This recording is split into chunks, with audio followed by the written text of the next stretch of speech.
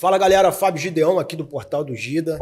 E devido à última polêmica que a gente teve aí com a entrevista do Chuck da Rocinha, onde ele abriu algumas verdades aqui sobre o caso Amarildo, eu achei necessário e já tinha um conhecimento com ele, tive uma indicação de estar falando com ele, eu resolvi trazer aqui o delegado responsável da operação do caso Amarildo.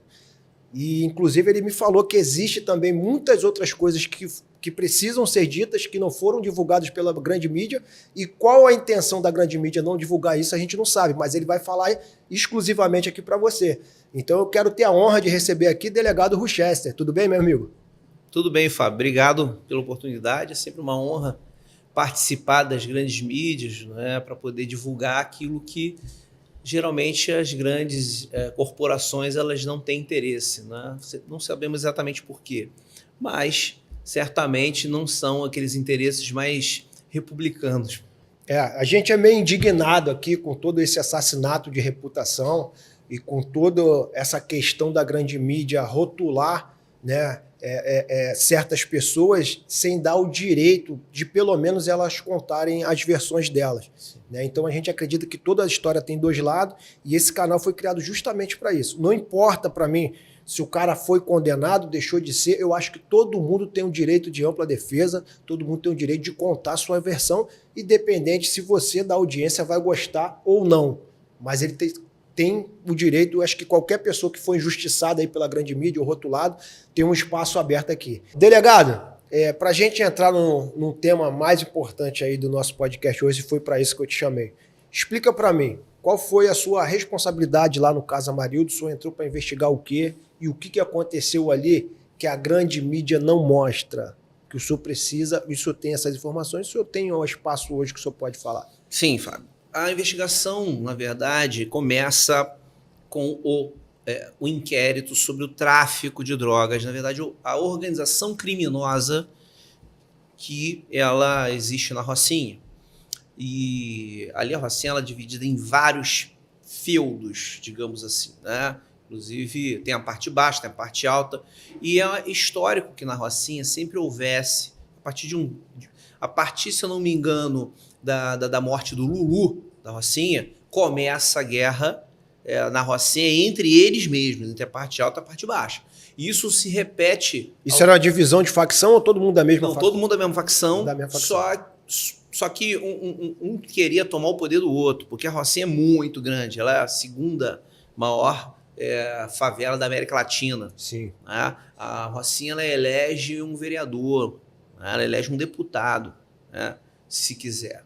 Então, não é só um grande mercado do crime organizado, mas também uma grande fonte de eleitores.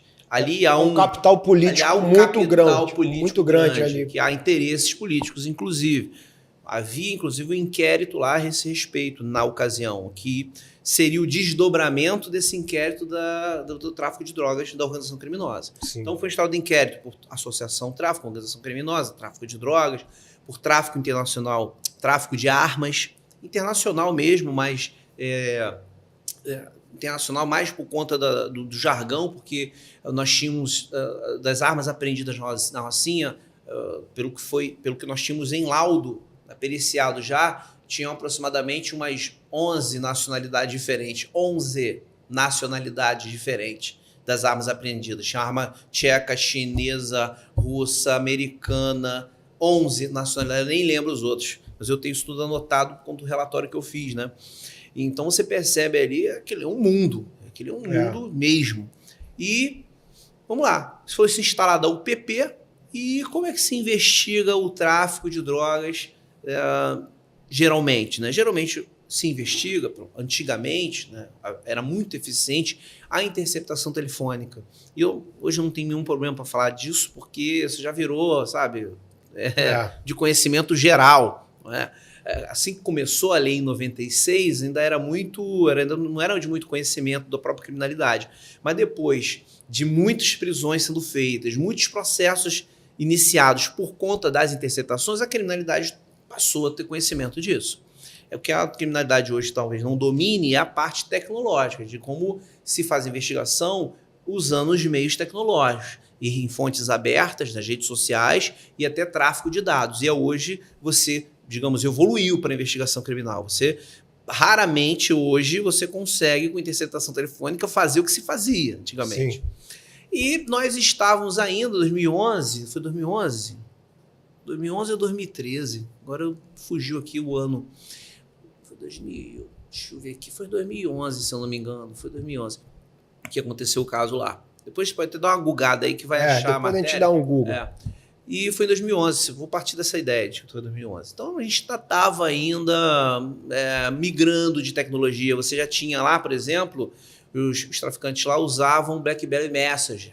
Eu lembro, eu tive um. Certo? Que era o primeiro telefone com mensagem criptografada na época. Exatamente. Que teve até uma propaganda que o Barack Obama usava esse celular e foi que explodiu no mundo. Exatamente. Era um pretinho com uma bolinha. Exatamente. Eu tive um desse. Também tive, né? Todo mundo acabou tendo.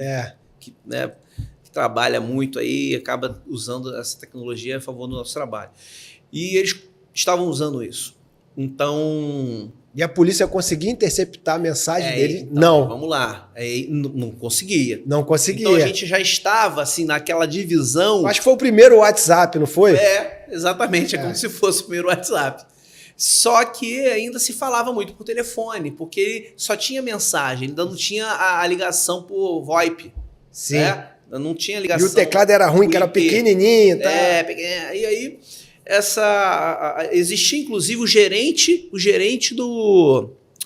Ele chamava o gerente do radinho, né? Sim. Fazendo menção ao gerente do rádio, mas tinha um gerente de um cara que fazia gerente de carga, de recarga. Tinha um cara que era responsável por fazer a recarga no telefone dos pontos da boca de fumo, para eles conseguirem se comunicar. Não tinha linha para todo mundo, né? Sim, sim. Então, assim, quando tinha uma linha, essa linha era de um parente, ou era falso, não era quem estava usando efetivamente. Então, interceptar esse telefone era problemático, porque você não sabia quem estava falando ali.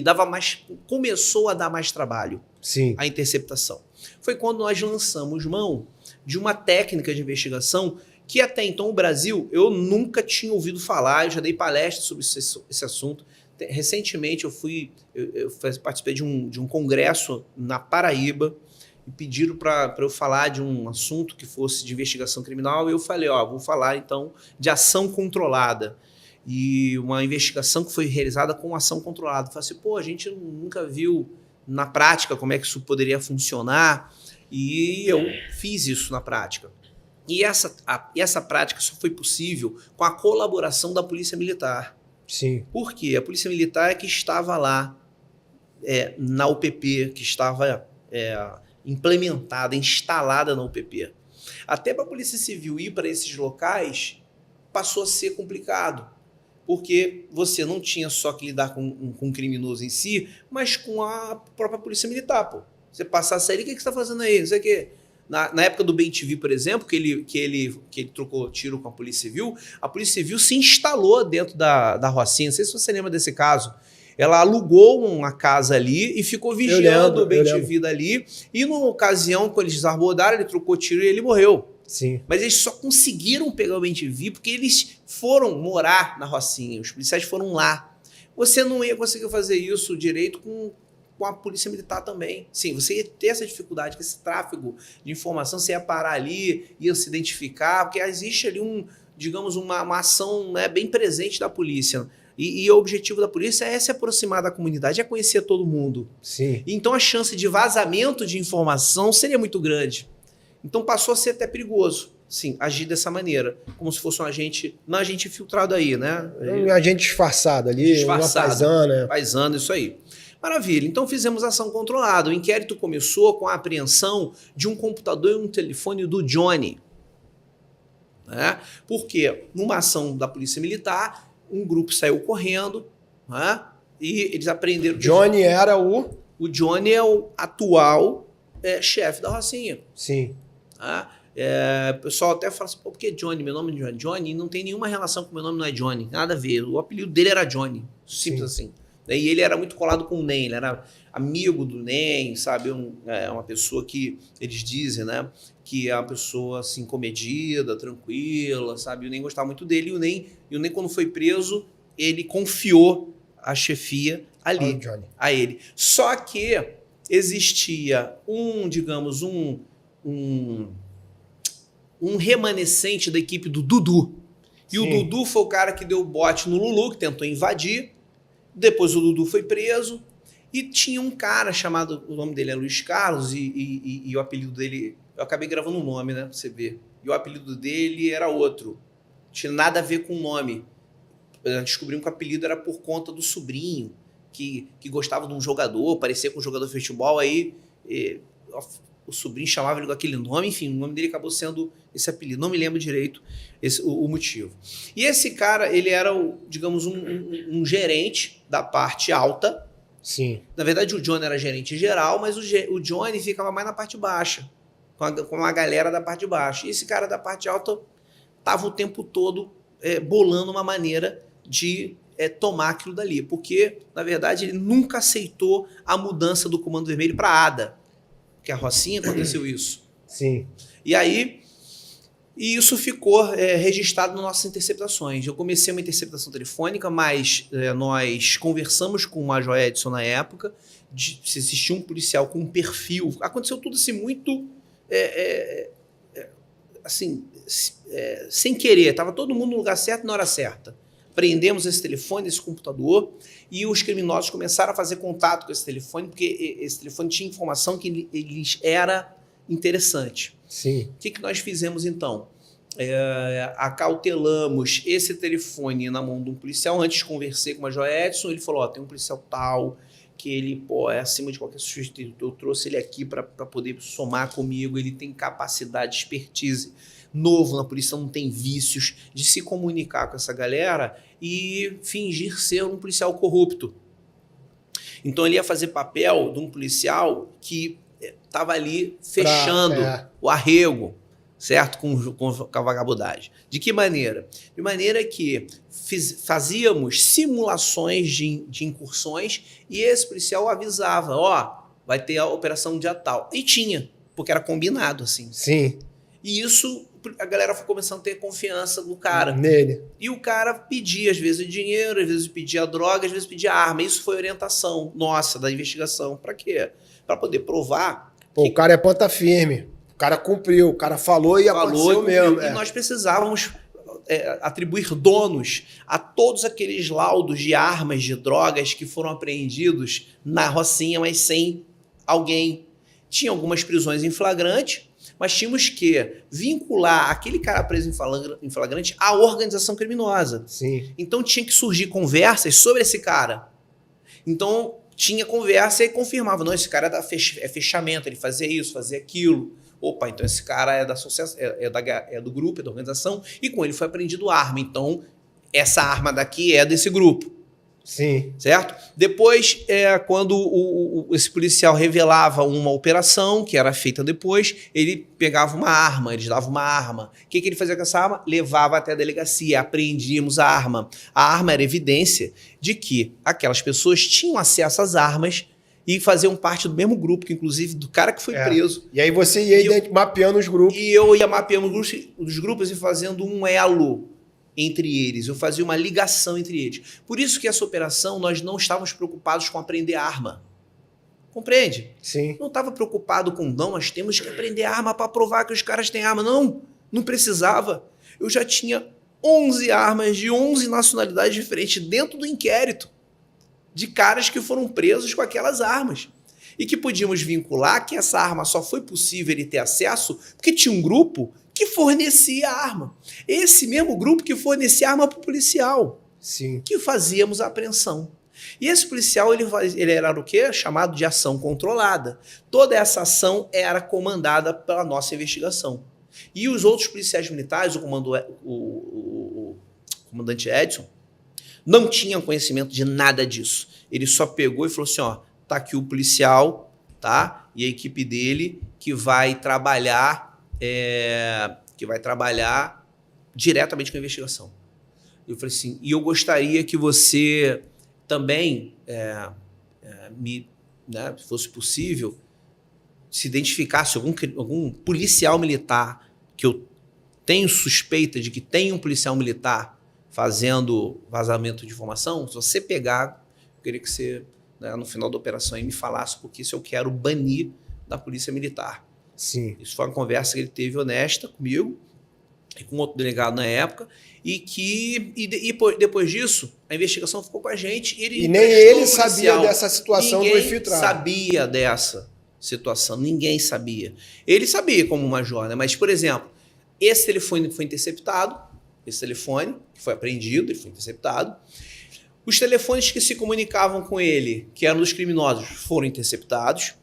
Essas conversas que eram feitas com esse policial, ele ia lá e mandava para o meu e-mail funcional e eu juntava nos autos do inquérito. Eu não conseguia interceptar as conversas, mas todas as conversas que ele tinha com as caras, né, eu expliquei para ele como é que fazia, ficava um botãozinho lá, exportar. Conversa. Jogava para o meu e-mail institucional. O meu e-mail institucional, ele passou, né, a receber todo esse material, imprimir e juntava no inquérito das conversas que eram dele. Nessas conversas tinham lá a conversa com camisa 10, eles chamavam Johnny de camisa 10. Camisa 10, que conversava com a Danúbia ia no presídio falar com o NEM, voltava com as ordens e eles sentavam, ele, o Johnny mais os dois caras, né, que eu não me recordo o nome aqui, e ela passava as ordens para ele, tinha essa conversa, tanto que nós usamos esse diálogo para pedir a prisão do NEM por essa situação e da Danúbia. Sim. E com isso esse policial ele se reunia com os caras para traçar a estratégia de sei lá, de como é que é a polícia, como é que vai ter operação. Ele mandava lá um caô para poder se reunir com a galera, então ele via quem era todo mundo. Um desses grupos que levava arma, droga para ele, que foram apreendidas no inquérito, estava a mulher do Amarildo. Antes de tudo isso acontecer, ela já estava na declaração do policial quando ia levar... Como participante de um grupo. Participante do grupo. O Amarildo não estava. O Amarildo aparece como Boi. O apelido dele, Boi. Havia até um outro boi na Rocinha, só que esse boi já tinha saído dali, já tinha sido preso. Ou seja, não existia outro boi naquela ocasião das interceptações. Porque foi levantado isso, mas não existia um outro boi, não. Existia, mas esse cara foi lá, se eu não me engano, ele tinha ido para aquela comunidade que tem ali no Leblon, que eu esqueci o nome ali, que também tem um tráficozinho ali, né, São Sebastião, uma coisa assim. Aí ele já não estava mais ali. E nesse grampo, havia, paralelamente à nossa operação de identificação dos traficantes, a própria Polícia Militar que agia ali. Sim. E existia um policial na Polícia Pacificadora que sempre fazia apreensão de drogas naquela ali. Quem passava essas informações era uma senhora que morava lá para ele. A informante dele era uma senhora. Isso eu vi depois no inquérito que foi instaurado para investigar essa situação do Amarildo. Sim. E quando isso acontecia, essas apreensões, o pessoal do tráfico começou a achar que era o Amarildo que estava dando informação. E eles, no grampo, falavam, tira os lança lá da casa do boi, né? Bota, em outra ocasião, dá pro boi guardar essa arma aí. Não havia, assim... O pessoal tem um pouco de romance, né? Como se fosse um paiol grandão na Rocinha. Né? Nada, era uma casa... Às vezes é uma casinha vagabunda lá, que ninguém toca uma aqui, não toca uma ali, cada um toca uma, duas. E, sim, existem uns lugares que tem uma quantidade maior, né? Às vezes eles escondem, mas eles escondem tonéis, geralmente droga. Né? A arma, cada um fica intocado com uma arma. Né? E a gente não sabe realmente onde estava esse paiol de armas que dizem que existia. E nós não estávamos muito preocupados com isso, porque essa avaliação, essa investigação de onde estaria o paiol daria mais trabalho, porque isso implicaria em manter essa ação controlada por mais tempo. E eu não sabia juridicamente se essa ação controlada por muito tempo, se ela teria validade, porque a legislação não fala o tempo que tem que durar a ação controlada. E a segurança do policial também correndo o risco dele ser descoberto. Isso aconteceu. Começaram a desconfiar da lealdade do policial. E aí o que a gente fazia? Estão desconfiando aqui. Vamos ter que fazer uma operação e ele vai ter que avisar. E aí a gente fazia isso, aí reforçava a lealdade. A gente tinha o monitoramento de tudo que estava acontecendo. Nós interceptamos telefones de policiais, nós interceptamos 17 telefones. E não apareceu uma conversa, digamos assim, atravessada, que desse a entender que tinha um policial fazendo vazamento de informação. Pelo menos no grampo não apareceu. Entendi. E isso, tudo foi passado para a grande imprensa. O que aconteceu? Quando a gente reuniu todas essas provas, eu pedi a prisão, num primeiro momento, foi de 57 ou de 47, se eu não me engano, acho que foi de 47, 57. 47, se eu não me engano, de prisão temporária. Fizemos uma operação numa sexta-feira e eu presidi essa operação. Nós ficamos no Centro de Comando e Controle, levamos um computador para lá com o grampo em andamento e quando pegamos os mandados, distribuindo por equipes e as equipes já sabiam para onde, para que endereço, para que local pegar o alvo. Sim. E eu fiquei no Centro de Comando e Controle, juntamente com o policial da inteligência, para poder monitorar as informações e passar para as equipes onde estaria quem estivesse correndo, falando no telefone desesperado, que está tendo operação, dizendo para onde está indo. Porque para fazer isso no BlackBerry Message não dava. Entendi. Compreende? Eles tinham que falar no telefone. Então, nessa época, ainda funcionava bem a interceptação telefônica. Interceptação. Certo? E foi o que aconteceu. Nós prendemos um grande número por causa desse monitoramento. Precisava prender a arma? Não estávamos preocupados com isso, porque, como eu disse para você, o inquérito já estava recheado de arma, Sim. de colete balístico, de granada, compreende? De várias prisões em flagrantes que eu juntei ali com o nome dos membros que eram depois confirmados pela equipe. No dia que fizemos a operação, as pessoas que nós não conseguimos identificar porque não estavam no telefone, quem que identificou? Adivinha quem? O policial. O policial. Ação controlada. No dia da operação, ele estava com uma balaclava, disfarçado, não podia aparecer. Por quê? Porque nós tínhamos, no dia da operação, ainda nós espetamos os telefones por mais 15 dias para continuar o monitoramento para saber se as armas iam sair de um lugar, ir para o outro. Entendi. Continuamos o monitoramento ainda por 15 dias. E nesse período, a operação foi sexta para sábado. Como assim sexta para sábado? Nos reunimos na sexta-feira, na madrugada de sábado, né? Tipo, é porque eu cheguei sexta-feira na delegacia, eu fico falando de sexta para sábado por causa disso. Praticamente eu dormi lá. E aí, de madrugada, fizemos o briefing com a galera, os policiais militares e os policiais civis. Quando chegou no comando e controle, fizemos outro, né? Demos os alvos, ou seja, a galera só sabia quem tinha que ser preso naquela hora, que estavam saindo. Cada equipe com 6 policiais militares, 5, tinha um policial civil que sabia, que tomou conhecimento da investigação no briefing com um alvo. Então era um policial civil que ia comandando digamos assim, aquela companhiazinha. E os militares, ninguém tinha acesso a nada. Ninguém tinha acesso a nada. Então os policiais civis, fizemos acho que 6 frentes, com os policiais militares dando apoio e o policial civil com as informações ali. Aí mostrou lá, esse cara aqui, vamos agora, pá, tal lugar. E foram. E não teve um tiro, todos foram presos de surpresa, né? A operação foi feita assim, uma ação de inteligência ali, No sábado, prendemos inclusive pessoas que esse policial viu, pode pegar. Eu prendi em flagrante 8 pessoas por associação criminosa. Eu não tinha mandado de prisão para elas. Mas por que eu prendi? O fundamento, a ação controlada. Sim. Aquelas pessoas estavam sendo monitoradas aquele tempo todo, há 30 dias. E tinha bastante prova ali. E deu para provar que eles estavam associados para o crime, para o tráfico. A associação é um crime permanente. Isso me autoriza a lavrar o auto de prisão em flagrante. Por que eu não consigo fazer isso de qualquer maneira? Porque eu não tenho certeza visual da associação criminosa. Eu não tenho certeza visual de como as pessoas estão associadas para o crime. Eu não tenho. Mas com a ação controlada, ele passou a ser meus olhos, né? E tudo isso foi registrado. E no dia da operação ele identificou a galera toda. E quando eu fui lavrar o auto de prisão em flagrante, ele me dizia, no auto de prisão em flagrante, que cada um fazia.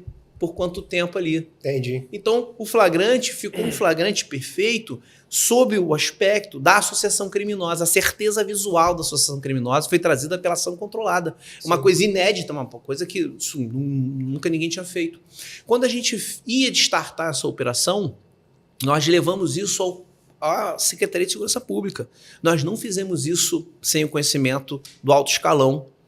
Quando a Secretaria de Segurança Pública, que era na ocasião, né, o secretário Mariano Beltrame, ele quando olhou o planejamento, olhou como foi feito, ele, cara, isso aqui tem que ir para a academia. Eu falei assim, na época eu falei, a solução para investigar o crime organizado com o UPP é essa. Entendi. Ou aproveitar quem está lá, ou botar uma equipe nova. Vamos ter que fazer um planejamento novo para cada UPP. Você queria estender aquilo que deu certo ali para todas as comunidades. Todas as comunidades. E com isso nós iríamos prender mas era muita gente ali. Muita gente nos UPPs. Porque nós tínhamos a polícia, a coisa que nós nunca tínhamos antes, pô. A polícia enficada ali, no meio da comunidade. E a coisa mais fácil do mundo. E se tornou o fiasco que é hoje as UPPs de morte de policiais. Exatamente. Então o que aconteceu? Porque o crime organizado cresceu, sabe? É como se você botasse tipo, uma rosa aqui com erva daninha em volta sem você podar, pô. Daqui a pouco ela toma conta de tal maneira que ela mata qualquer outra planta que esteja ali. Ela sufoca, ela se alimenta de tudo ao redor. E como que o Amarildo chegou ali na... E aí vamos lá. Foi feita a operação, maravilha. Sábado, fizemos prisão em flagrante. Essa prisão foi confirmada pela justiça. Não foi considerada ilegal. Eu fiz a apreensão de 3 adolescentes. Além de não ser considerada ilegal a apreensão dos adolescentes, ainda sofreram as chamadas medidas socioeducativas. Ou seja, foi tudo considerado legal. Sob aspecto jurídico, portanto, o teste funcionou, bingou. Então ele estava pronto, maduro, para poder servir de modelo para outras investigações. Sim. E no sábado, aí tá, a operação acabou no sábado de manhã, acabou, todo mundo foi para casa. No domingo, 7 da noite, se eu não me engano, foi o horário, uma patrulha da Polícia Militar, que não tinha nada a ver com essa operação, chamada Paz Armada na época, não tinha nada a ver, essa equipe de policiais ligados à ação controlada, eles não faziam nada que não fosse para ação controlada, certo? Quando faziam patrulhamento era tudo caô. Eles não se metiam em nada para não ter problema, para não contaminar a investigação. Então, uma outra patrulha lá da Polícia Militar, cumprindo a missão deles, viram o Amarildo num bar. Eles tinham um conhecimento muito superficial da operação, mas eles sabiam que no comando e controle tinham os mandados de prisão de pessoas que nós não conseguimos prender no dia. No dia, se eu não me engano, nós prendemos 27, 30, uma coisa assim, de 47. Até um número bom, né? Não teve busca e apreensão, tudo pum. Né? Entendi. Resolveram eles não sabiam, né? Falei assim, bom, vou levar esse cara para lá para saber se tem lá um mandado lá, né?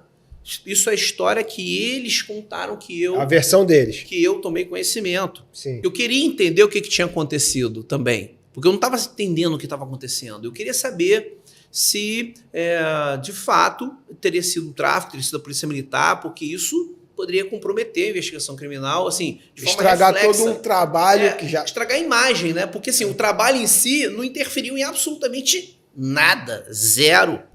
Porque essa equipe não tem nada a ver com a ação controlada. Esse cara que eles pegaram era até investigado nosso, mas nem mandado de prisão tinha para ele. Por quê? Porque ele aparecia como boi, mas nós não... O que acontece? Já tinha tanta gente identificada, 47. E qual era o objetivo nosso? Acabar com o primeiro e segundo escalão primeiro.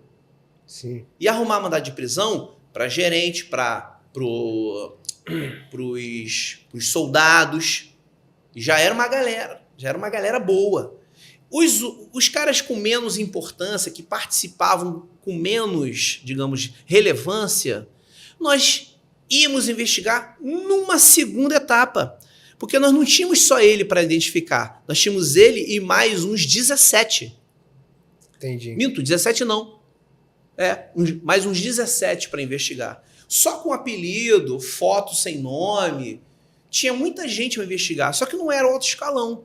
Fica extremamente complexo você ampliar demais os sujeitos da investigação. Você perde a meada da coisa. Você não consegue nem identificar o que ele exatamente faz. Compreende? Compreendo. Então, o que você faz? Você fatia a investigação. Vamos pegar o primeiro escalão. Por isso, igual hoje em dia as pessoas têm noção disso com a Operação Lava Jato. Pô. Sim, é. Fase 1, fase 2, fase 132. Aquilo ali ia ser assim também. Primeira fase, íamos pegar algum escalão, pelo menos arrumar uma mandado de prisão para eles. Segunda fase, terceiro escalão. Quarta fase, lavagem de dinheiro. Mas assim o que foi falado aqui, inclusive por um policial que a gente entrevistou aqui, que foi o Cabo Machado, ele não deu certeza também. Ele falou que havia informações de que o Amarildo poderia ter sido um possível informante lá, né? Mas vocês também não tinham isso comprovado ainda. Não, na verdade nós tínhamos na interceptação telefônica a suspeita do tráfico que ele era o informante, tanto que mandaram no grampo tirar as coisas que estavam guardadas da casa do Amarildo. Entendi. E nós sabíamos que ele não era informante. E o senhor acompanhou o processo depois desse caso do Amarildo? Sim, acompanhei de fora, porque eu tinha interesse, passou a ter interesse isso para mim, uma questão até pessoal, porque começaram a associar, veja, a operação que eu fiz para o tráfico de drogas se chama Paz Armada. O cara some num domingo, num dia totalmente fora da minha operação. Minha, né? Da Polícia Civil, da Polícia Militar, né? Só que na cabeça Mas aí, o que vem a mídia? A Operação Paz Armada que deu o sumiço com a Amarildo. De onde eles tiraram isso? Velho, eles criaram um jargão para poder repetir dezenas, centenas de vezes para fazer uma lavagem cerebral com o interesse puro de criticar a operação, desqualificar a operação para que não fosse empoderada a Polícia Civil e Militar trabalhando em conjunto, porque isso fortaleceria o projeto PP. Compreende? E havia um movimento político, sim, grande de oposição às UPPs. Compreende? Dentro das vezes, até de algumas comunidades, capitaneadas por grupos políticos que não tinham interesse de ter o PP ali. Por quê? Não sei. Eu não sou político. Eu agi puramente de forma técnica. Sim. Naquela ocasião. Eu cheguei a ser acusado de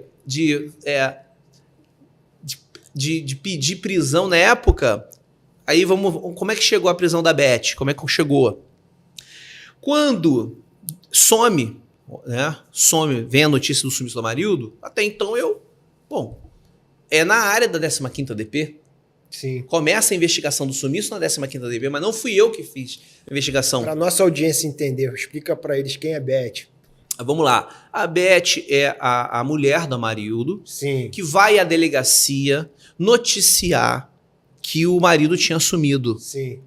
Nessa ocasião que ela vai lá, que ela já estava identificada no inquérito, mas não estava qualificada, eu obtenho a qualificação dela. Sim. Ela vai e fala, eu sou fulana, moro em tal lugar e sou mulher do Amarildo. Aí vamos para a investigação. Essa mulher está aqui na investigação? Chama lá o ação controlada que estava lá nos dias das reuniões. E aí ele fala, essa é a mulher que eu escrevo aqui na minha declaração. E não é só ela, tinha um tal de Marta, tinha um tal de Vanessinha, tinham outras mulheres, não era só ela. Tinha várias mulheres que iam ser investigadas. Ela foi presa na hora que ela foi denunciada? Não foi. Por quê? Porque até então a gente precisava investigar se ela era mesmo. Então a gente não age assim de supetão, compreende? De forma assodada. A gente chama o policial, é ela, então vamos botar aqui a declaração. Reconhece, é ela, pá. Nós não tínhamos a qualificação. Lembra que eu disse? Tem um grupo que você vai investigar depois. Sim, sim. Nós tínhamos o Facebook de todo mundo, nós já tínhamos tudo de todo mundo. Só que não tínhamos tempo, não é tecnicamente correto você fazer uma investigação com 200 pessoas. Você tem que fracionar. E aí íamos fracionar e essa galera ia ser identificada depois. Só que foi meio que antecipado isso para alguns. Porque é como se você está aqui com uma rede para mergulhar, daqui a pouco o peixe vai lá e pula para cima de você. Foi isso que aconteceu. E aí eu falei assim, cara, vocês têm certeza disso? Você tem certeza absoluta. E esse marido aqui é o boi, não sei o quê. Então vamos botar isso no papel. Só que na minha visão, assim, pela experiência, no Brasil não existe sequestro por vários dias, pô, sem resgate. Sumiu no Brasil, morreu. No Brasil, sumiu, morreu. Não importa a idade. Se uma pessoa desaparece, assim, é muito triste isso. Porque às vezes a família tem esperança de encontrar a pessoa desaparecida. Sabe? São raríssimos casos de pessoas desaparecidas que são encontradas vivas depois. Quando são, é porque tem problemas mentais, conflitos familiares, não quer ficar próximo à família, some, tá na rua, dormindo. Entendi. Mas assim, a pessoa tem uma vida normal, uma pessoa tranquila, trabalha, vai à escola, tem uma vida ativa e some, amigo, alguém pegou e matou. Pode ter certeza disso. E são 21 anos, né, vendo isso. Nunca vi outra história diferente, certo? Já encontrei pessoas desaparecidas, mas nessas circunstâncias. Tinham problemas, né, mentais, não queriam ficar com a família, queriam sumir mesmo, por questões mesmo psíquicas que não estavam bem resolvidas, que precisavam de acolhimento. Essas pessoas, quando somem, podem ser encontradas. E pode acontecer até mesmo delas serem atropeladas. Acontece muito também do viciado, né? Se internar em comunidade e tal. Exatamente. E some 3, 4 dias e depois, quando bate a rebordosa lá, ele aparece. Exatamente. Pessoas nessas situações, que não estão bem psiquicamente também, né? Não estão normais. E aí, começa então a investigação do desaparecimento do Amarildo dentro da delegacia. E o delegado, na época, transfere isso para homicídios. E passa a DH fazer investigação, começa a levantar câmera, etc. Foi quando começa a descobrir que as câmeras, elas tinham um ponto cego, em que o Amarildo, quando vai para esse ponto cego, ele some. E aí ficou naquela, mas sumiu como? Foi a própria Polícia Militar que pegou? Foi o tráfico que pegou? E eu tinha interceptações de SMS. Naquela época, a galera do presídio, quando não conseguia se falar pelo telefone ou rádio, eles se comunicavam por SMS. E tinha conversa do SMS de uma pessoa que estava presa em Bangu, que fazia parte do tráfico, questionando, né, porque aquilo sumiço do Amarildo virou uma... Aproveitaram essa situação para um engajamento político tão grande que isso virou matéria, né, internacional. E isso... começaram a questionar. E o traficante não quer essa visibilidade em cima da favela. Isso é ruim para ele. E ele começa a questionar. Começa a questionar. O que arrumaram aí? Exatamente. O que aconteceu aí? E aí, nessas conversas do SMS, um dos caras, estavam interceptados, começa a querer atribuir a responsabilidade desse sumiço a um traficante. E aí surge duas linhas de investigação. Do tráfico e da Polícia Militar. Quando eu passo a investigação completa para a DH, né? Na época o delegado me perguntou, poxa, o que tu acha disso aí, amigo? Ó, eu tenho essa evidência aqui, de conversas que poderia ser o tráfico. Evidência da Polícia Militar não tenho nenhuma, eu não estou falando que não pode ter sido. Eu só não tenho nenhuma. Você vai ter que trabalhar isso, porque foi transferido para eles. Porque tem uma regrinha na Polícia Civil do Rio, que a pessoa é desaparecida... Depois de 15 dias de você não encontra o corpo, você manda para a DH, porque a DH tem um setor de descobertas e paradeiros. Sim. Tem um setor para investigar pessoas desaparecidas, até se descobrir se foi um homicídio ou não. E aí você começou a se trabalhar com a hipótese de homicídio, de tortura com resultado morte. Tanto que os policiais foram denunciados por tortura com resultado morte, né? Alguns foram absolvidos, outros foram condenados, certo? E o inquérito que baseia a responsabilidade da Polícia Militar na história se baseia com a ideia... Do GPS, né? Foi do GPS, da viatura, não? Não, isso aconteceu também. Pegaram o GPS, viram que fizeram um caminho, que esse caminho poderia ter sido... Foi caçar a viatura, estava longe pra caramba. Que esse caminho foi percorrido porque estava levando o corpo. Aí começa, né, a criar construções, hipóteses e afirmar as hipóteses sem saber se são verdadeiras, que faz parte do sensacionalismo, faz parte de toda essa, né, desse processo penal do espetáculo que se forma em volta. É o que vem de matéria, Exatamente, é o que vem de matéria. Sem se preocupar exatamente com a repercussão concretos. que isso vai dar. E também, quando se fala que o tráfico podia estar envolvido, isso é abafado. Sim. Percebe-se nitidamente que o objetivo era responsabilizar a polícia militar, se trabalhar somente com essa possibilidade.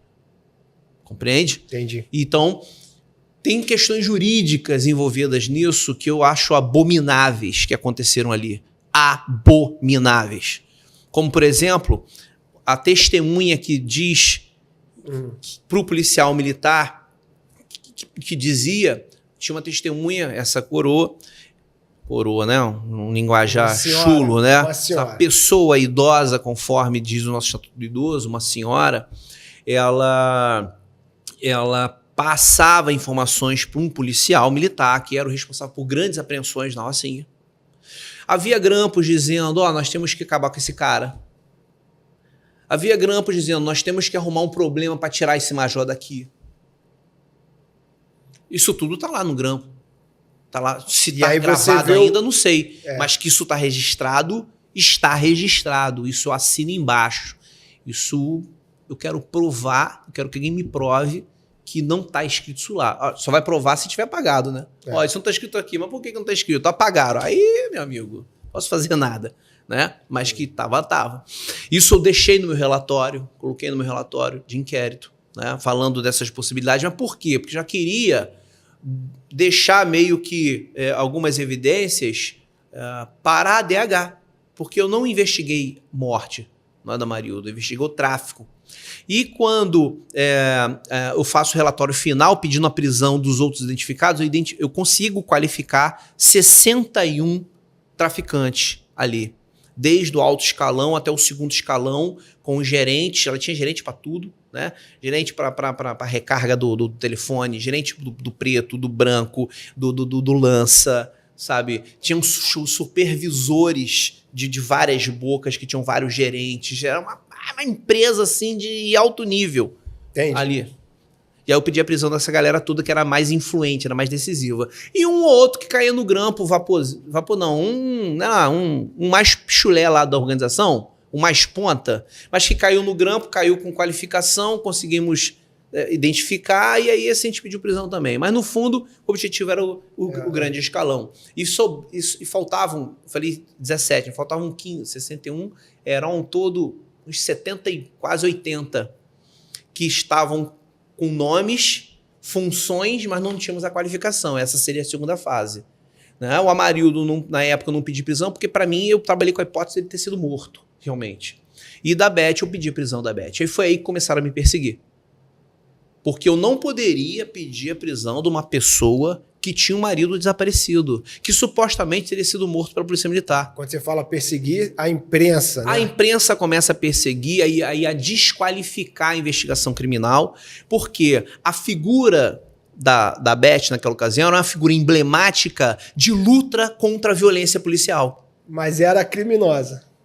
Mas ela era criminosa. Mas ela virou um símbolo de luta contra a violência policial. E aí pegaram um criminoso para ser o símbolo de uma luta contra a violência policial. A violência policial é errada? Claro que é. Ninguém está sustentando que tem que ter violência policial. É óbvio que não. Eu só não posso romantizar o bandido para acusar o policial. E eu só não posso desqualificar uma investigação que foi altamente técnica, avalizadas por todas as instâncias, desde o nível governamental até o nível jurídico, e vem a imprensa para querer desqualificar a operação, misturando a operação que era de investigação de tráfico com um sumiço de uma pessoa que não tinha nenhuma relação com a investigação no momento que ela sumiu. Entendi. É como se você, por exemplo, qualquer um de nós estivéssemos ali passando agora na rua, fôssemos sequestrados e começar a botar a culpa no governo Lula por causa disso. Exatamente isso que fizeram. Mas por que foi fácil fazer essa associação, né? As pessoas compraram. É uma técnica que eles têm, que é a personificação da luta deles, né? Ele bate numa pessoa, né? E quando essa pessoa dá um mole, eles crescem com isso. Então eles arrumam ali um rótulo para você, arrumam um alvo e, meu irmão, eles vão fazer o que eles quiserem fazer. É por isso que a gente criou isso aqui com tanta indignação. Eu não vi só um caso, eu vi vários, inclusive pessoas conhecidas, pessoas que tinham potenciais absurdos, sendo rotulados por coisas que nunca fizeram na mídia, e depois que ele rotula na mídia, esse cara, se ele não criar ali a defesa dele, ou ele não tiver argumentos para contar a sua versão, fica a versão da mídia pro resto da vida. Né? Então eu, como produtor de conteúdo e faço conteúdo para grandes artistas, eu sempre tenho essa preocupação da narrativa. Cara, calma, o que os caras estão falando? Mano, a gente precisa criar a tua defesa com relação a isso, porque senão você vai ficar rotulado diante disso. Entendeu? Vamos entrar numa polêmica aí? Bora. Tem que ter polêmica aqui no nosso canal. Se não tiver polêmica, não tem como. A gente teve um caso de grande repercussão na mídia, né? E a grande mídia mostrou a versão dela, tá? Eu fiz vários vídeos aqui tentando mostrar a versão, né, do acusado ou vítima, a gente ainda não tem como definir isso, tá? É a questão do Gabriel Monteiro, tá? Houve ali, primeiro, um conselho de ética para poder julgar ali uns vídeos, né, que eles alegaram que era forjado, né, que tem os vídeos da menina, onde ele cria a narrativa direitinho, né, e um possível vídeo vazado, ele se relacionando com a menina de 15 anos, o qual não processou ele, né, os próprios familiares, e a menina falou que foi consensual. Isso. Tá? Mas logo em seguida de um episódio, logo após um episódio dele ter batido de frente com um sistema corrupto. Né? Ele confrontou pessoas ali de um sistema corrupto, derrubou ali uma licitação do Estado, e aí, misteriosamente, começa a aparecer denúncias em cima dele de estupro. Né? Inclusive de mulheres que se relacionaram com ele há mais de 2 meses. A repercussão no meu canal desses episódios eu vou falar aqui não minha opinião, mas o que os comentários que falam que é forjado, que é um assassinato de reputação do sistema, né? Que a própria grande imprensa pode ter uma possível negociação com esse grande grupo para poder parar o cara, e ali aconteceu tudo isso. Se caso isso for provado, que foi forjado, que foi realmente o sistema tentando parar ele, qual é a punição para essas mulheres que denunciaram ele? Então, em princípio, num primeiro momento, você tem a denunciação caluniosa, né? Um crime que eu acabei de dizer aqui, artigo 339 do Código Penal. A pena é de reclusão de 2 a 8 anos. Uma possibilidade assim, foi comprovado que houve uma negociação para ela fazer aquela denúncia, ou foi comprovado que ela mentiu, na realidade, e não teve ali a situação. Comprovado isso, qual é o rigor da lei em cima dessas pessoas? Vamos lá. Aí você traz até uma discussão que no Brasil nunca se debruçou sobre isso, que é a corrupção entre particulares, empresas privadas. Nós não temos crime de corrupção com empresas privadas. Ou seja, imagina, uma grande emissora contrata essa mulher para mentir. Suponhamos isso. Eu estou falando aí de licitação, de política, de uma possível máfia e uma grande imprensa. Sim. Tudo assim, não estou afirmando, mas possivelmente unido em prol de derrubar uma só pessoa num assassinato de reputação. Eu falo assim porque a gente não tem como provar nada. Se provar que o Gabriel errou, eu quero que ele pague pelos erros dele. Tese, né? De possibilidade, baseado em tudo que as pessoas comentam no meu canal. Não é o que eu vi fora, não. Pessoas comentam todos os dias no meu vídeo, foi forjado, foi isso, foi aquilo. Uhum. Qual o rigor da lei para isso? Como se pode se combater isso? Como pode provar que se realmente... Olha, você tem o crime que seria o mais comum, individual, que é o praticado por essas mulheres. Essas pessoas que contratam as mulheres, pagam, enfim, influenciam, instigam, induzem essas mulheres a mentir em prol de um benefício maior, de um benefício escuso, elas são partícipes nessas denunciações caluniosas. O crime ele pode ser praticado por uma ou várias pessoas, desde que elas tenham uma homogeneidade de comportamento, ou seja, elas estejam direcionadas à prática daquele delito. Então, todas essas pessoas que contribuíram com isso, está lá no artigo 29, né, a gente aprende isso na faculdade, concurso de pessoas. Isso é um crime praticado em concurso de pessoas. Então, eu tenho aí partícipes que vão responder pelas mesmas penas. Fora isso, se nós temos, digamos, fazendo aí uma teoria da conspiração, Sim. se nós temos um grupo organizado para fraudar licitações e um outro grupo que combate o denunciante, levanta-se suspeita de que essas licitações, quando elas são quebradas, elas estão atrapalhando outras pessoas, outros interesses. E essas pessoas que estão atacando o interlocutor, porque denunciou, evidentemente, elas passam a ser suspeitas por essa organização criminosa. Então, poderiam ser investigadas por organização criminosa, juntamente com as primeiras que foram denunciadas, certo? Porque isso acaba gerando uma evidência do porquê, ou um questionamento do porquê o interesse, né, desses terceiros em se reunirem para poder calar alguém que esteja denunciando alguma atividade ilícita, né?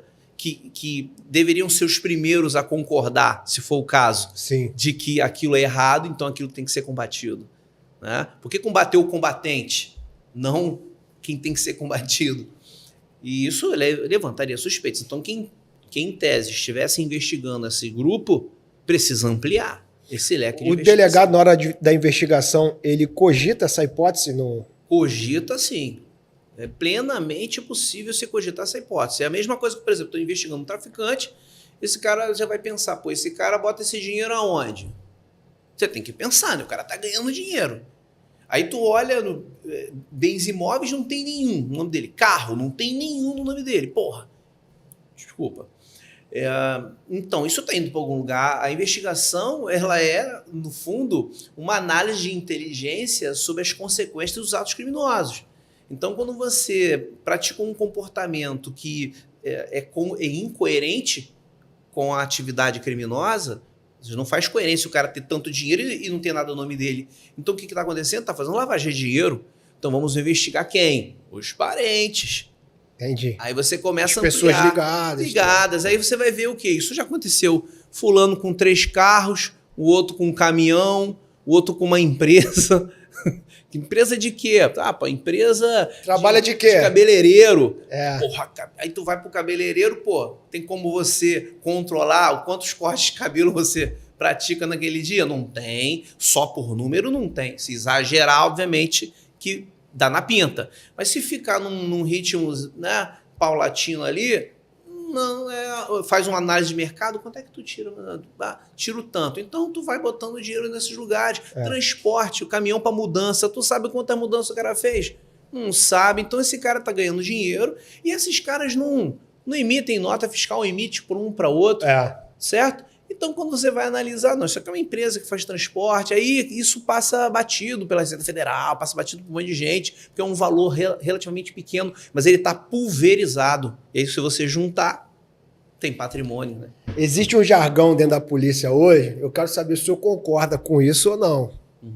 Eles falam assim, quando você vê uma tartaruga em cima do muro, é verdade. Não mexa na tartaruga dos outros. Porque você não sabe quem colocou ela lá. Tartaruga sobe árvore. Tartaruga sobe muro, sobe árvore. Não, então, se você vê uma tartaruga lá em cima, foi alguém que colocou. Então, não mexa na tartaruga dos outros. Exatamente. Geralmente, esse jargão dentro da corporação é um combate a grandes escalões ali de cargos oficiais, né, que tomam determinadas decisões, que o praça, quando vê, ele fala assim, mano, não mexe na tartaruga dos outros.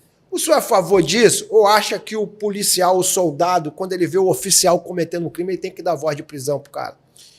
Olha, isso é um mundo ideal, né? O mundo ideal é um sonho, né? Isso é um sonho, porque... O poder ele tem e não tem nada que o impeça de fazer isso. O que vai acontecer é que no militarismo você tem algumas regras que na Polícia Civil não tem. Sim. Então, por exemplo, se um policial vê um outro praticando um crime de voz de prisão, se um policial vê um delegado praticando um crime de voz de prisão, tem que chamar um supervisor para poder conduzir. É isso que eu acho vai ter errado. Um problema. É. Porque se ele der uma ordem pro coronel, comandante dele, quem é que é o supervisor do comandante? Pô, vai ter que ser o comandante geral.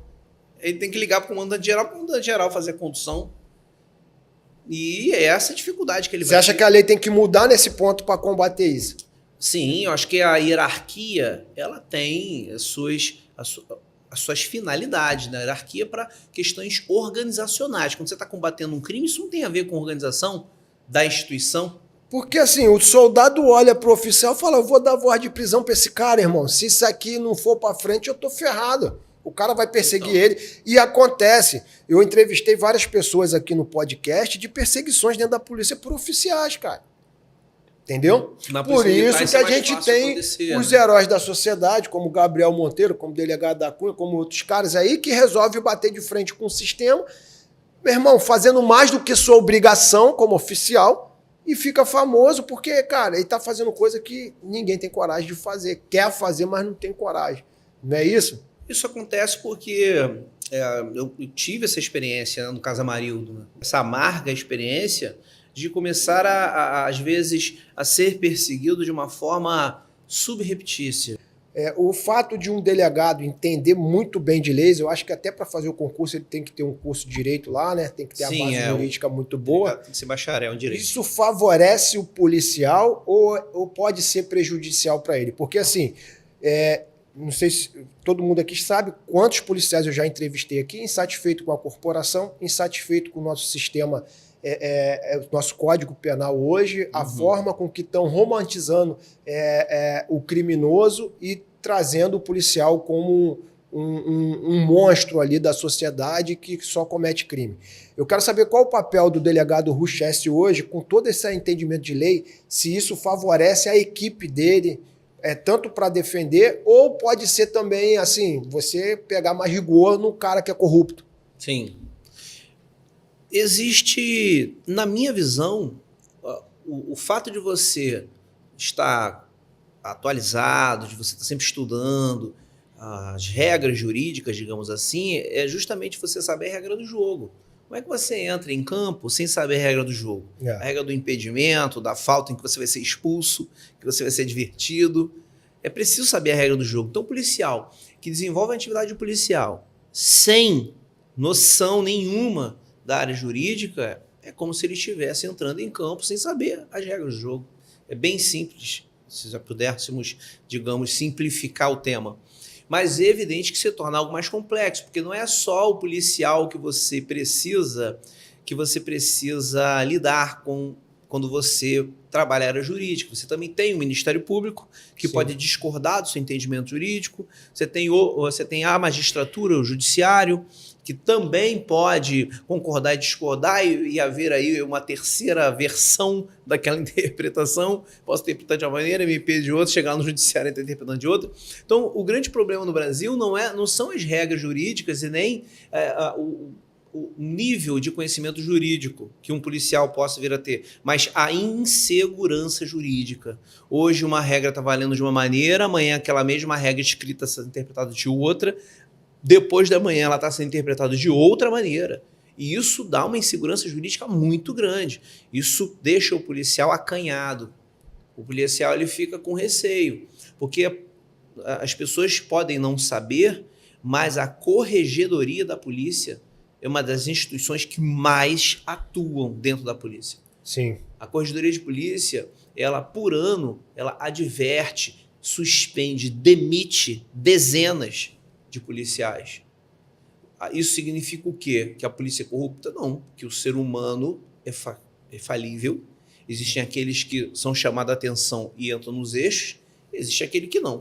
Mas a gente tem dois grandes problemas aí nas polícias do Estado, né? Na Polícia Civil, a politização dentro da corporação, que depois lá do secretário Marcos Vinícius, ele acabou até um pouco com essa situação quando criou a Secretaria de Polícia.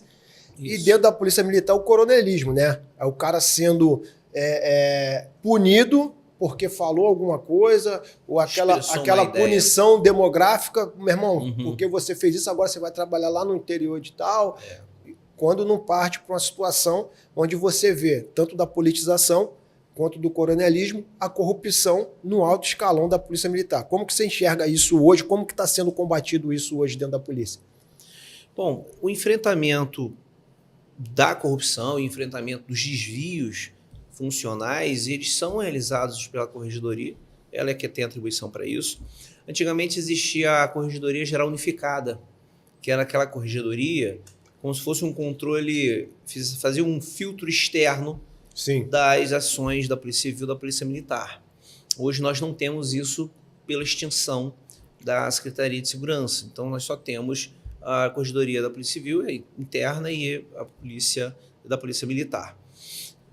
O que me parece que contribui para tudo isso é a falta um pouquinho de autonomia das polícias.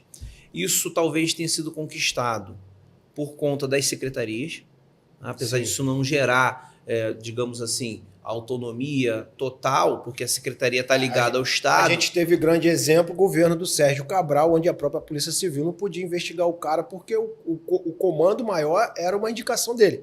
Exatamente. Tanto que quando entrou o Itzo, o secretário Marcos Vinícius teve aquele episódio, né, de Sim. ele mesmo pedir demissão do cargo porque ele viu que o próprio governador, né, era um suspeito, não estou falando condenado nem acusando ninguém, mas era suspeito de estar envolvido na situação. Então, de lá para cá, você acha que isso deu mais autonomia à Polícia Militar? Sim, o fato de você, pelo menos autonomia para que ela possa dizer o orçamento, orçar o valor do quanto aquela polícia vai custar, de recursos humanos, de recursos materiais, isso pode melhorar a autonomia da polícia na medida em que um governo, ele, digamos, avalize os valores que o orçamento, que são orçados para aquela polícia, que aquela polícia está requerendo.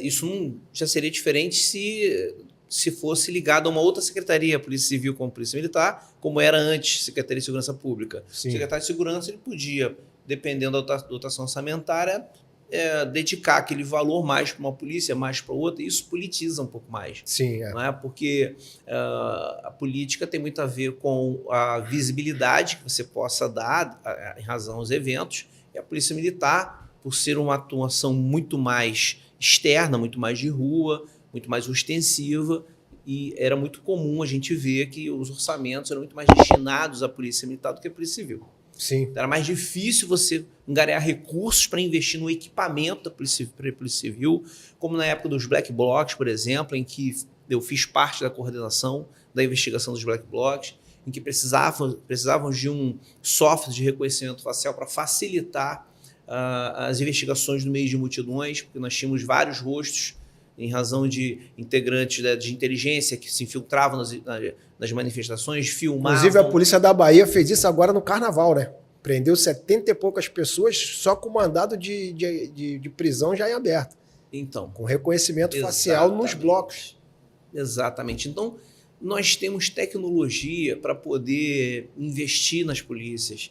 Mas elas precisam ser adquiridas, os policiais precisam ser capacitados, e não pode ser só um grupinho de policiais, tem que ser a equipe inteira de policiais, certo? Pelo menos as que vão, óbvio, né, vão operar esses equipamentos. Então, tivemos já notícias de equipamentos que foram, eu mesmo pedi na época do Black Box um determinado equipamento, o equipamento chegou, ficou em teste 30 dias e eu não fiquei sabendo o que aconteceu com o equipamento. Eu era o coordenador da investigação. E simplesmente o assunto foi abafado, sumiu. Não sei se é porque não aceitaram, não sei se é porque... Não tenho a mínima ideia do que aconteceu, ninguém me falou nada. Né? Então, isso tudo faz com que você... Mas isso cabia a quem investigar isso? Cabia... Será que não poderia ter acontecido um caso como aconteceu com os respiradores, de licitação, superfaturada, desvio de verba? Na verdade, acho que eu não sei o que foi, porque, na verdade, o equipamento ele estava em fase de teste. Entendi. E eu não tomei conhecimento nem se ele foi adquirido ou não.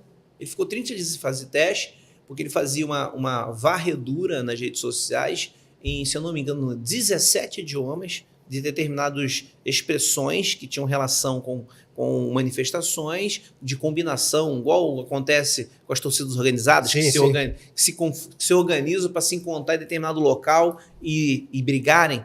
né, arrumar confusão, baderna. Isso acontecia na época daquelas manifestações, que esses grupos não eram manifestantes, eram, obviamente, tinham outros interesses. Existiam, inclusive, grupos políticos com interesse que essa baderna acontecesse.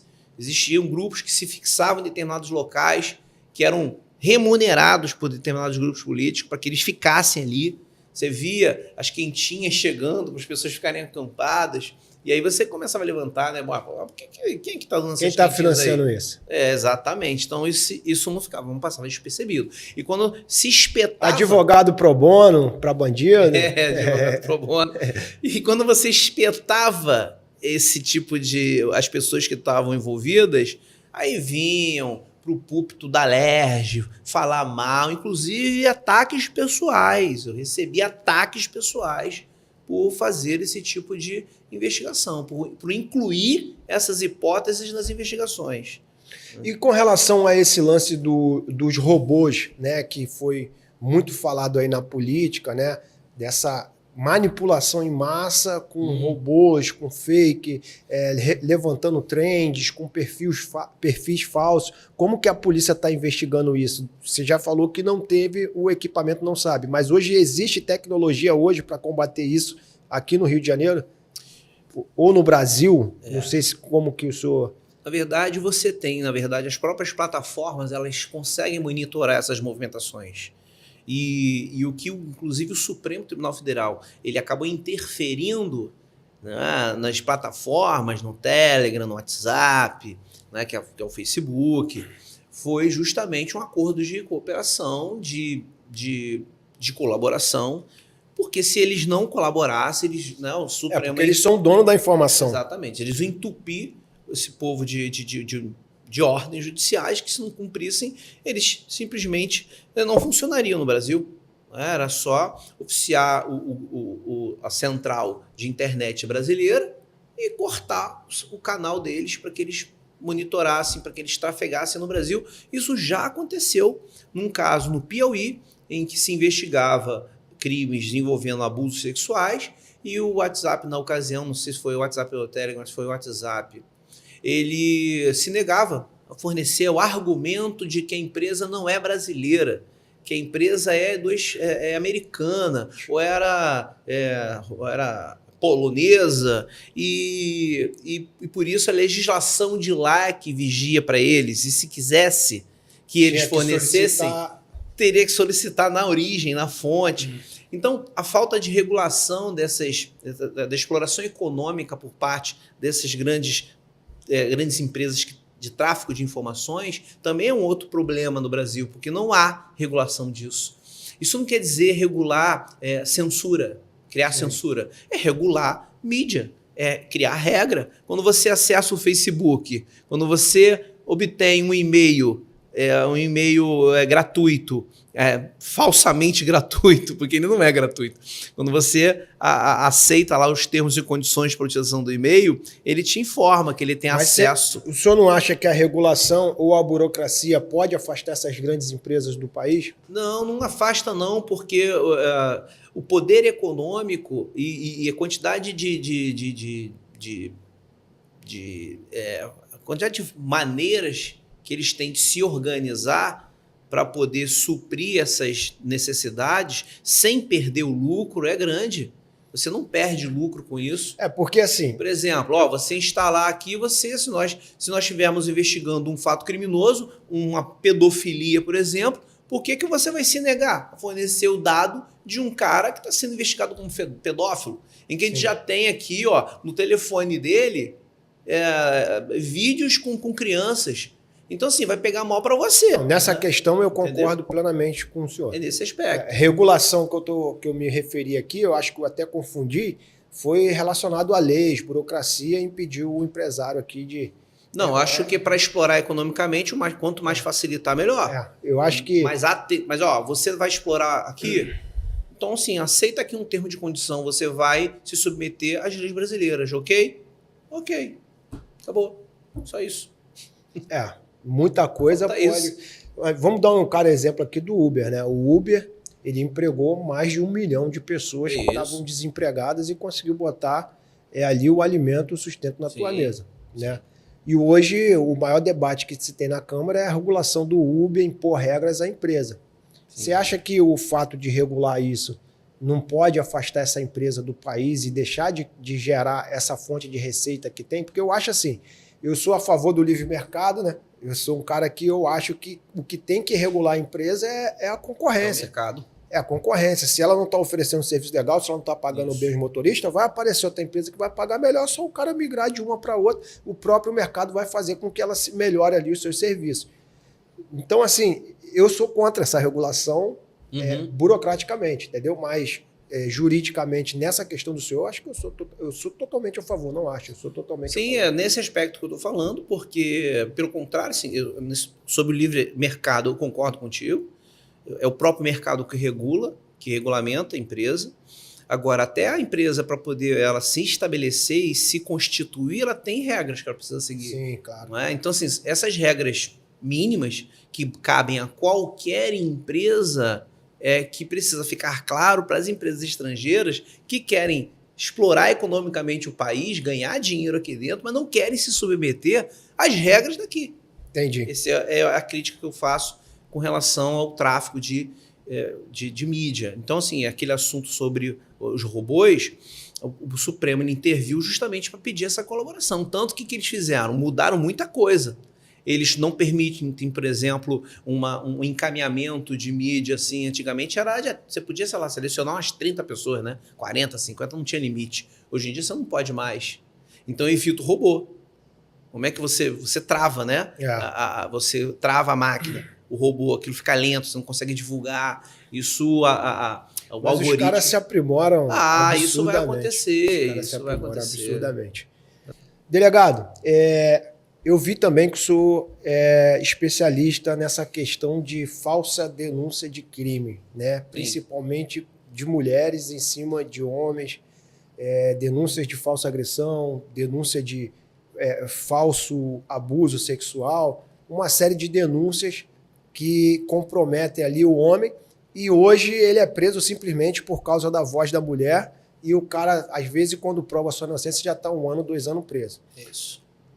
Só para concluir a pergunta, a gente teve nessa semana uma novela aí de uma grande emissora trazendo uma cena onde a mulher simulava uma agressão ao seu próprio marido para tentar levar ele preso, né? E quando chega na delegacia, a delegada ela intervém no caso ali, mas não pune essa mulher, libera ela. Eu vi a cena, tá? E depois que eu vi o senhor falando sobre isso, eu vi a cena. O senhor acha que pode haver ali uma manipulação de massa para tornar isso normal? Eu quero que o senhor explique para mim o que a grande mídia está tentando fazer com isso e quais as consequências disso na sociedade. Bom, começar pelas consequências. Elas são nefastas. São, assim, uma irresponsabilidade sem tamanho que a grande mídia quer fazer de querer mostrar que a mulher, mesmo errada, ela vai ser acolhida. Isso é como se você tivesse um filho que furtasse na escola e você achasse isso é normal, bonitinho. É tranquilo, da idade. Da idade, isso é fase. Isso é fase. Então, é comum, quando acontece isso com a mulher, que se vire, né, no caso dela, e fala assim, ela está sob pressão, coitada, ela está sobrecarregada, ela trabalha, tem filha, está lidando com conflito familiar, ela perdeu a cabeça, vamos deixar isso, né, vamos botar panos quentes nisso daí. Eu acho que isso está totalmente errado, equivocado. Você pode até entender que uma prisão seria desnecessária. Isso é possível. É possível que uma pessoa responda em liberdade.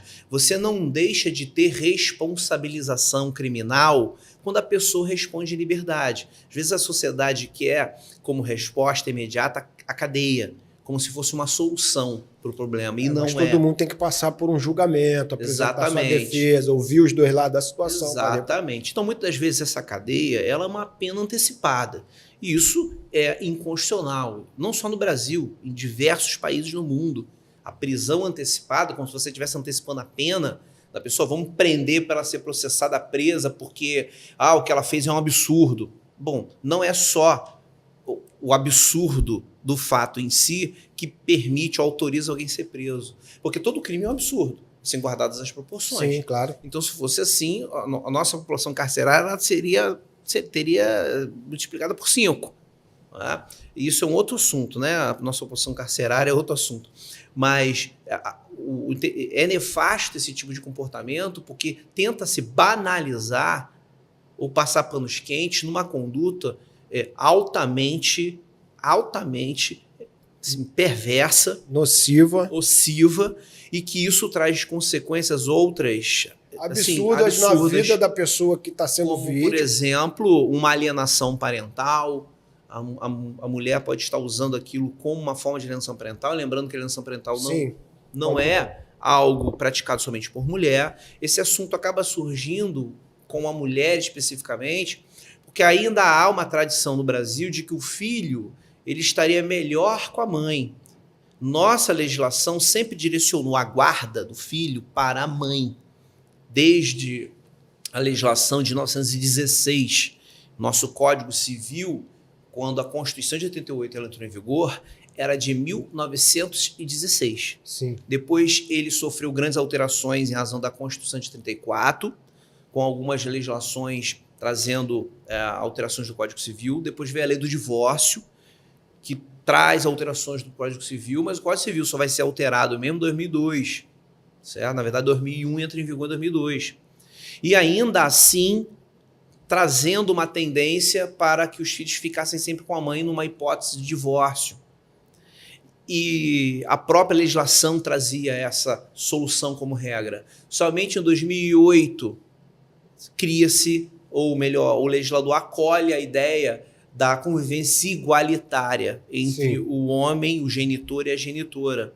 E é quando se fala em guarda compartilhada, até então não se falava nesse assunto.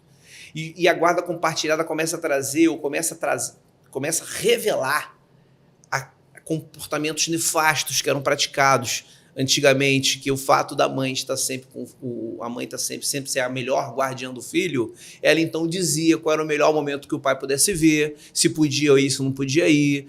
E isso acabou sendo uma prática comum no dia a dia e acabou sendo o filho um instrumento de vingança quando a mulher estava insatisfeita com aquela separação ou estava com raiva do marido porque se separou em razão de uma traição e usava o filho como forma de atingi-lo.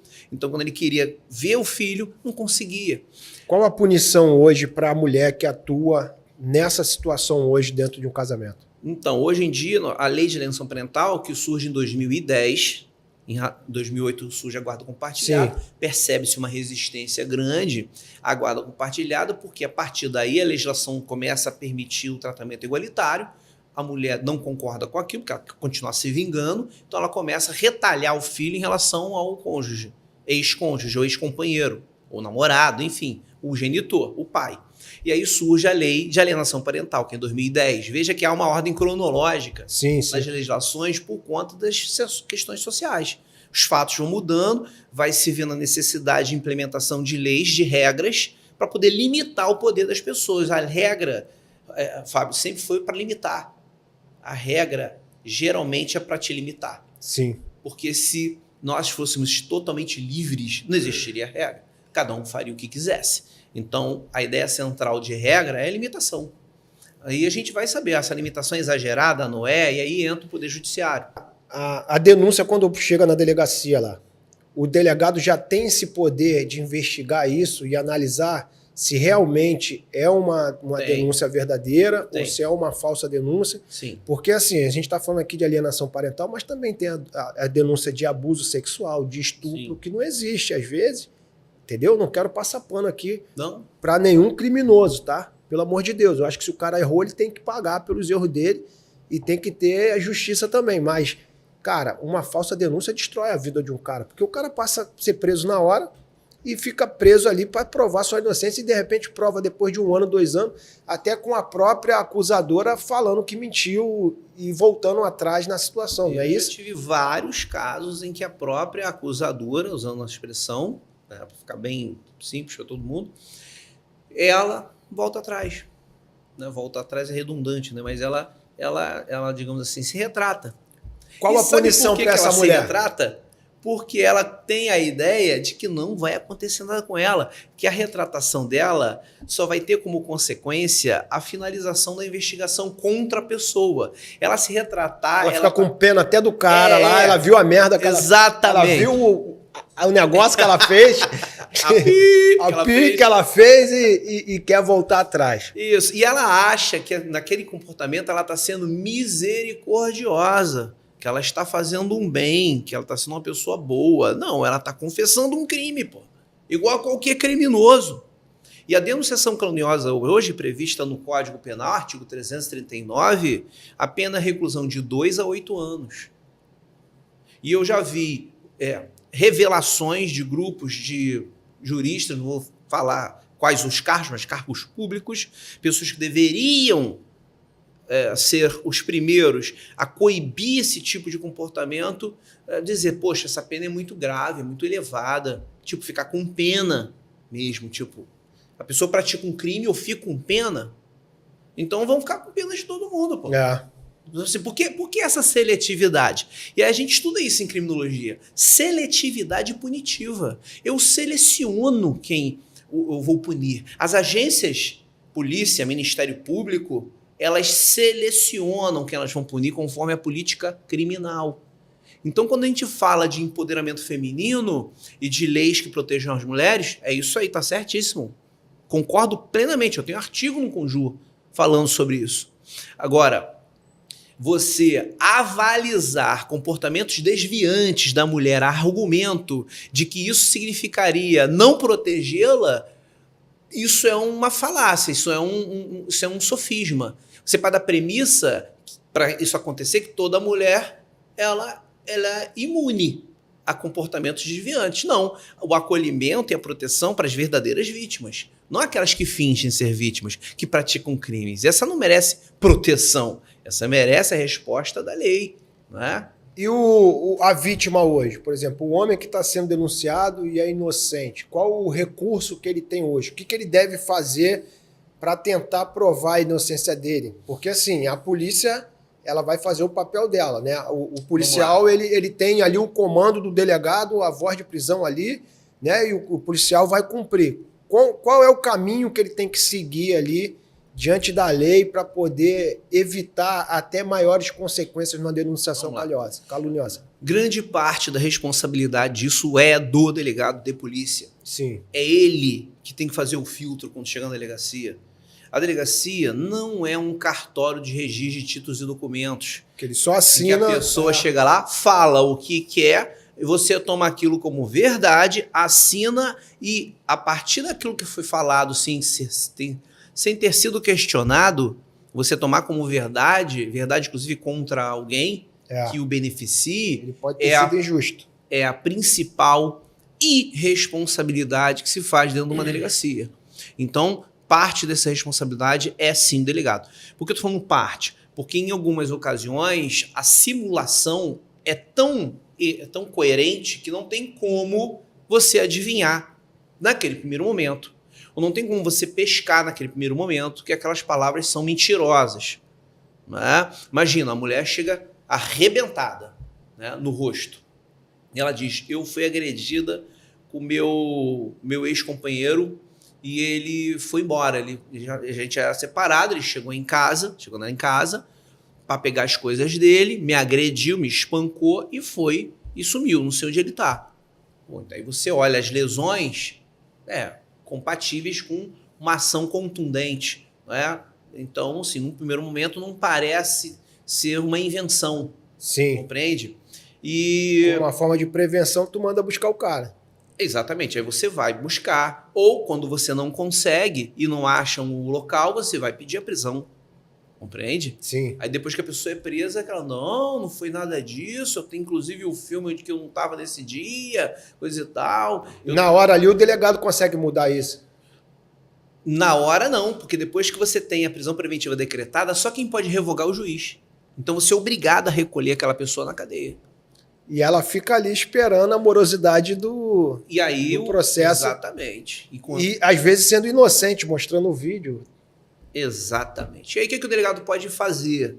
Ele pode representar pela revogação da prisão. Sim. Fala, olha, excelência, recebemos essa informação nova que demonstra que os fatos narrados não podem ser confirmados, pelo menos de antemão. Precisa ser investigado isso com mais profundidade. Aí ele vai lá e revoga, mas nesse tempo ele vai ser preso, até o juiz analisar vai demorar 2, 3 dias. Se ele não tiver advogado, for pela Defensoria Pública, não desmerecendo a Defensoria Pública, mas a Defensoria Pública tem uma demanda enorme de pessoas para ela assistir. Não é a mesma velocidade quando você contrata um advogado, que ele sai exatamente naquele mesmo momento para poder atender seus interesses. Entendi. Ele vai para casa pegar os seus documentos, no dia seguinte ele vai estar lá no fórum despachando com o juiz. Defensoria Pública não é assim, você tem que mandar o documento para o sistema, vai dar vista para o defensor vai analisar aqui e aí depois vai decidir. Eu queria que o senhor falasse um pouquinho de você. Quem é o delegado Rochester? Qual a sua especialidade? Onde o senhor atua hoje? Para a nossa audiência te conhecer um pouquinho.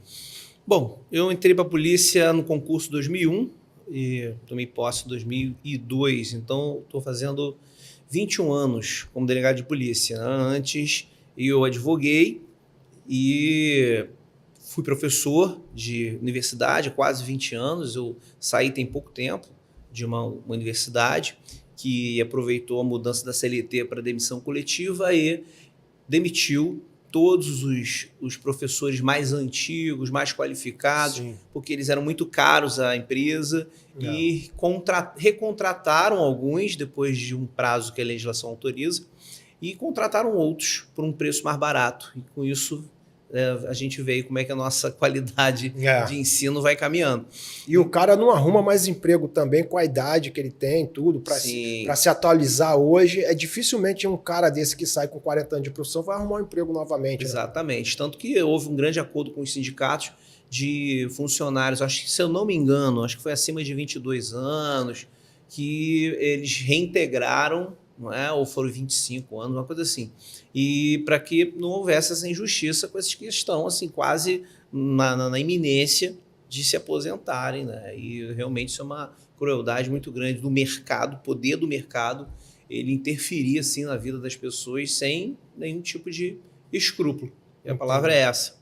Então, continuo dando aula, eu dou aula em concursos preparatórios para concursos públicos, em cursos que fazem simulados de prova oral, simulados de prova discursiva. Então, a sua matéria é o quê? Direito? Direito penal, processo penal, e na pós-graduação também leciono direitos humanos. Sim. E, inclusive, eu tenho um projeto de direitos humanos para carreiras policiais que chegou a ser veiculado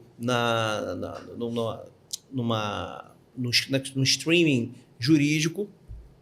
E o projeto está caminhando, né, a passos lentos, mas o objetivo é desmistificar os direitos humanos e mostrar que eles são feitos também para as carreiras policiais. Né? Os policiais também podem ter uma visão menos maniqueísta dos direitos humanos, ou seja, sim, quem é a favor dos direitos humanos é a favor de bandido, ou seja, aquele discurso de bem e mal, né, de bom e ruim, quando você fala nesse assunto. Então, delegado de polícia que leciona direitos humanos, que já foi operacional, que é também autor de livros, sou colunista do Conjur, que é uma revista jurídica que veicula artigos jurídicos, notícias no âmbito jurídico, sou colunista lá junto com outros colegas delegados, então estamos sempre escrevendo assuntos atuais sobre legislação, trazendo à prática também críticas construtivas, obviamente, para ver se a gente melhora a legislação. Então, eu atuo ainda como delegado de polícia em delegacias distritais, ou seja, lá eu absorvo todo tipo de demanda, desde de organizações criminosas até Maria da Penha, né? Não falando que um é melhor ou maior que o outro, mas o grau de sofisticação da investigação é diferente. Sim, claro. Né? A organização criminosa ela exige meios de investigação muito mais sofisticados do que os crimes mais comuns, que são roubo, furto e Maria da Penha, que tem uma peculiaridade porque ela é um tema interdisciplinar. Você precisa ter um pouquinho de conhecimento de psicologia, psicanálise, para que você compreenda ali o conflito inerente àquela relação humana, para que você não pré-julgue as pessoas que compareçam. Até o emocional da tua equipe também, do policial, quando sai do confronto, tudo, né? Exatamente. Então, assim, infelizmente a polícia ela tem poucos recursos humanos que pudesse dedicar policiais para que eles fossem especialistas em determinados assuntos. Eles acabam sendo obrigados a ter um pouco de conhecimento de tudo. Isso, óbvio, deixa o policial mais capacitado, mas também sobrecarregado, porque ele não consegue dar conta de tudo isso. E isso traz reflexos, né, na saúde mental, psíquica do policial, e que é uma outra área da polícia que precisa também de atenção, que é a área da saúde mental. A gente vai entrar nesse assunto, eu tenho um tema bem interessante para falar dessa área. O senhor está em qual delegacia hoje? Hoje eu estou na 145DP, que é São João da Barra. Sim. Que é meia hora de Campos. Especialidade? Alguma? Lá é clínica geral, lá é a chamada distrital. Distrital. Exatamente. Então, eu trabalhei sempre, assim, no início da carreira eu trabalhei muito especializado, inclusive na CORE, eu fui delegado da CORE, e trabalhei com o Rodrigo Oliveira, inclusive, com Glaucio Santos, que hoje está na lavagem de dinheiro, uma galera, né, das antigas ali, que a gente fez muita operação junto, né? Eu fiz muita operação também pela DRE, eu fiquei 4 anos na DRE, diversos casos de grande repercussão, fui eu o delegado que presidia os inquéritos. Vamos contar essas histórias aí, que a minha audiência gosta de contar a história. Tem bastante coisa aí. Maria da Penha, então, parece até que eu sou uma deã, de tanto caso de Maria da Penha que eu pego. Inclusive, o seu Instagram eu só vi falando sobre defesa da mulher, da criança, né? Falsa denúncia. Falsas denúncias, isso vem se tornando endêmico. Inclusive, aumentou o índice de prisões em flagrante de mulheres fazendo falsas denúncias. Isso é algo estarrecedor. A gente precisa estudar esse fenômeno. Por que isso está acontecendo?